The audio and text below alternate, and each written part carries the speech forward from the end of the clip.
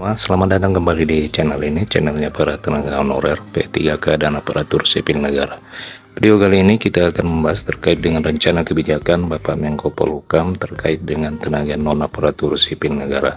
Untuk itu kepada rekan-rekan silakan disimak dan ditonton secara lengkap video ini agar rekan-rekan bisa menerima informasi secara utuh dan menyeluruh.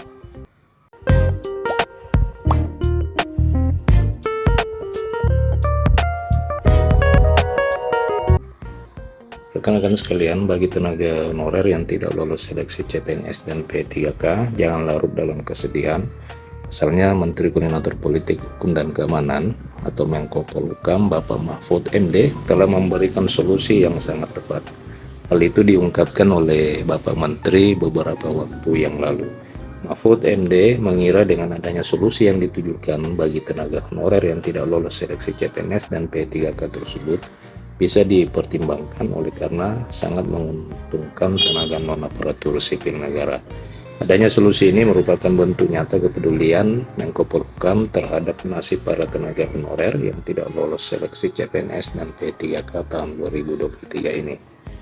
Berdasarkan kabar yang beredar, pemerintah pada tahun ini, rekan-rekan sekalian, kembali akan membuka atau menerima seleksi CPNS dan P3K yang akan dilaksanakan sekitar bulan Juni atau Juli di tahun ini. Dengan dibukanya seleksi CPNS dan P3K tersebut, tenaga honorer bisa memanfaatkan dengan sebaik mungkin agar bisa segera diangkat menjadi aparatur sipil negara. Tidak bisa dipungkiri bahwa menjadi ASN merupakan impian dari sekian banyak tenaga honorer yang telah lama bekerja di instansi pemerintah. Namun tentunya rekan-rekan sekalian, tidak semua tenaga honorer ini bisa lulus dan ikut seleksi pegawai negeri sipil dan pegawai pemerintah dengan perjanjian kerja. Tentu para tenaga honorer tersebut harus memenuhi proses yang panjang dan tidak mudah karena sangat memiliki persaingan yang sangat tinggi. Selain itu, bagi tenaga non aparatur sipil negara yang ingin menjadi PNS maupun P3K juga harus memenuhi persyaratan yang diberlakukan pemerintah saat ini. Lalu bagaimana rekan-rekan sekalian nasib tenaga honorer yang tidak bisa memenuhi persyaratan dan tidak lulus dalam seleksi CPNS dan P3K? Pemerintah telah mengatur segala syarat dan mekanisme pengangkatan tenaga honorer menjadi PNS maupun P3K.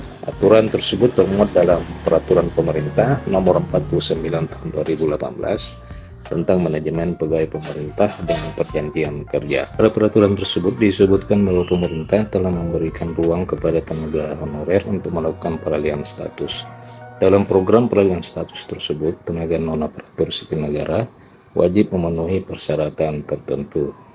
Bagi tenaga honorer yang tidak bisa memenuhi persyaratan tersebut, dinyatakan gagal mengikuti tahap selanjutnya, proses seleksi CPNS maupun P3K.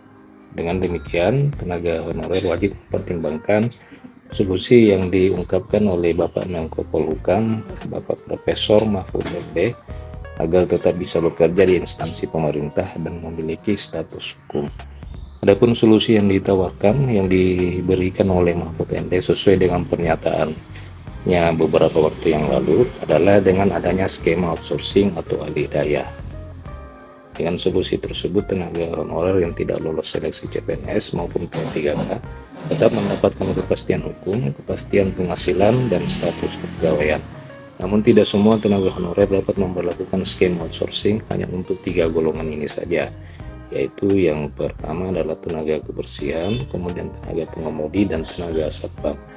Nah, rekan-rekan sekalian, demikian informasi terkait dengan solusi yang ditawarkan oleh Menko Polhukam Profesor Mahfud MD terkait dengan tenaga honorer yang tidak memenuhi syarat mengikuti seleksi P3K maupun PNS ataupun mengikuti seleksi tersebut akan tetapi tidak lulus di dalam tahap seleksi. Demikian video kali ini, terima kasih telah menyaksikan, sampai jumpa di video berikutnya.